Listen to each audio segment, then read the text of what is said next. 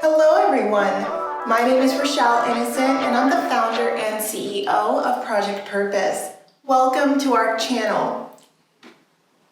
Our community is focused on fostering the intellectual and character development in children. We do this through our parent-child workshops that are focused on 4 themes: autonomy, self-efficacy, compassion, and self-concept, in order to cultivate grit, perseverance, and resilience in each child. And we are so thrilled to be offering one of the first of its kind, digital, virtual, and continuous learning environments enabling parents and children to connect from all around the world. At Project Purpose, our overarching mandate is to renew and rebuild family, community, and relationships. We use our social media platforms to have conversations and to create space for all topics that relate to family, community, and relationships with ourselves as well as with others, with a primary focus on mental health and education. More precisely, the ways that the institutions of mental health and education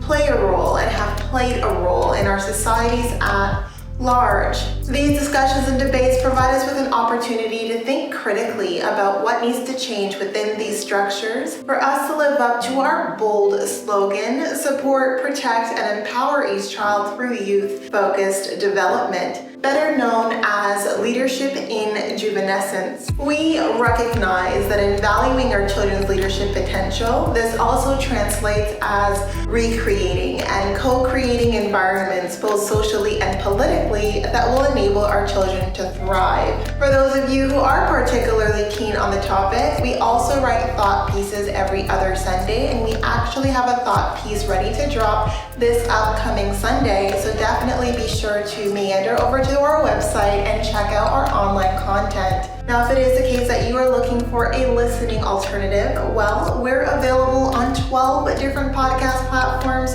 for your listening leisure, and we provided you with access to the links in the description down below. Now, as is the convention, be sure to subscribe, hit that post notification bell so that you are aware of every time we post. And of course, if you like our conversations and you want to keep them going, like, comment, and share this segment. Let's get into it.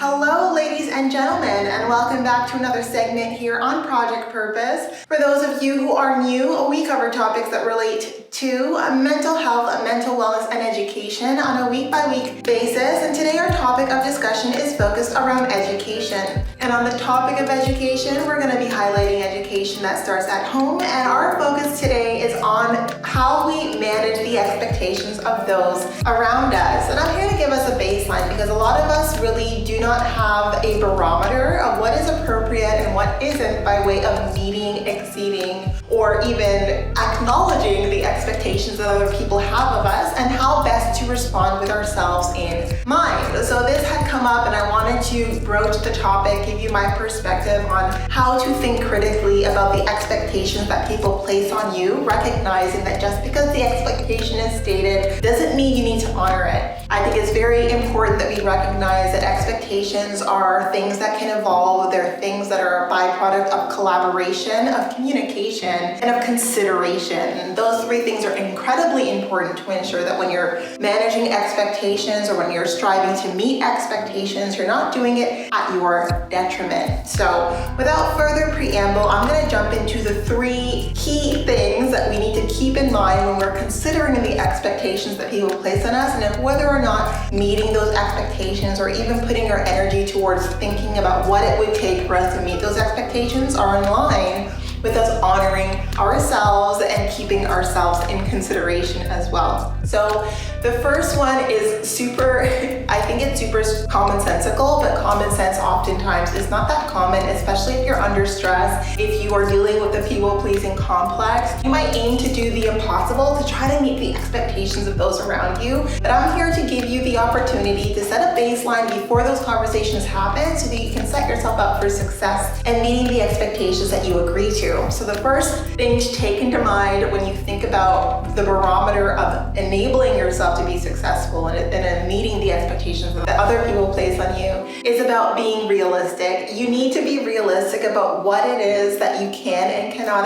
accomplish and the timelines that you're communicating between one another. And sometimes these timelines are fairly rigid, and it means certain things need to come off the plate. And if those things can come off your plate, then by all means, that's for you to decide as to whether or not that sacrifice is something you want to do. But if you recognize that what someone is asking of you is unrealistic, simply based on information that they might not have available or information you have available, you know you want to meet that expectation, but you know that the likelihood of meeting that expectation is probably slim to none, then better to be realistic, better to put all the information that is appropriate on the table so that both of you can arrive to a conclusion where both of you are aware of sort of the situation. And I think that sometimes we live in this ideal world where we hope for things to be different in order for us to be able to meet the expectations that we agree to. But I think that it's important to set a baseline that is established in reality. And I think reality is something that we can all strive to align ourselves to. If we allow ourselves to have a conversation around expectations that are realistic based on what we know we are able to do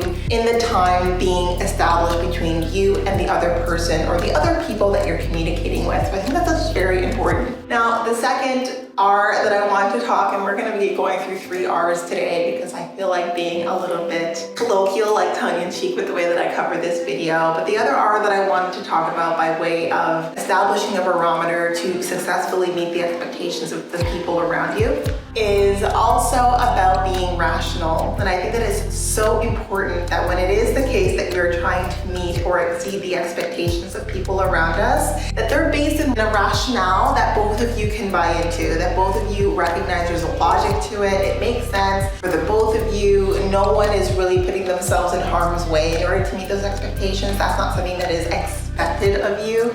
Rationalism is super important. This is an area where there's so many different degrees of rationalism that can come into play by way of communicating and agreeing to different expectations. And the best way that I can tell you how to ensure that when you are agreeing to an expectation or you're aiming to honor an expectation, if meeting that expectation isn't at your detriment, then you can assume, and even more so, not even just that it's not at your detriment, if meeting that expectation is still allowing you to stay in alignment and stay centered and to stay balanced, you're not deviating too far from that. It's incredibly important that we maintain a certain degree of rationalism, and by rationalism, that we're agreeing to terms and conditions that align with us maintaining our sense of feeling centered, of feeling grounded, of feeling balanced. We're not deviating too far away from that when it comes to what it is that is going to take for us to meet those expectations being asked of us. And the last point that I wanted to talk about is responsible. And I think that it's really important that we are responsible for ourselves, for the people involved, for the circumstance, the situation, all of the factors that take play in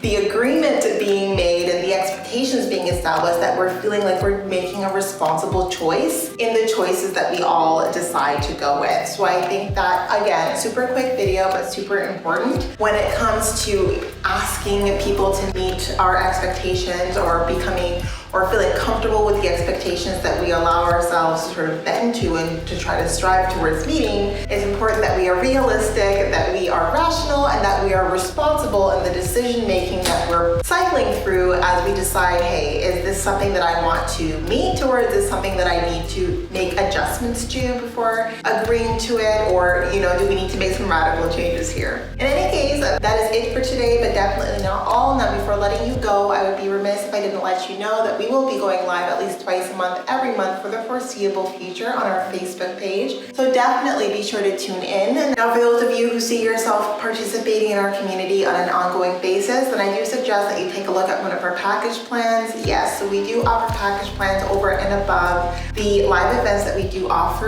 via our Facebook page. Unlimited access to those events, as well as access to webinars and workshops over and above those events. So definitely be on the lookout for that. Now, if you are concerned about pricing, please don't be. We have just implemented a payment provider Afterpay that gives you the opportunity to make payments in 4 installments over a period of 6 weeks to make all of our programs and services more accessible to you. So definitely be sure to check that out.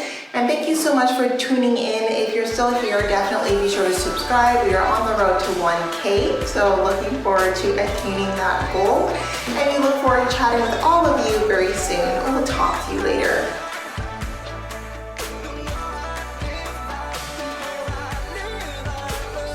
I just feel like no one's listening.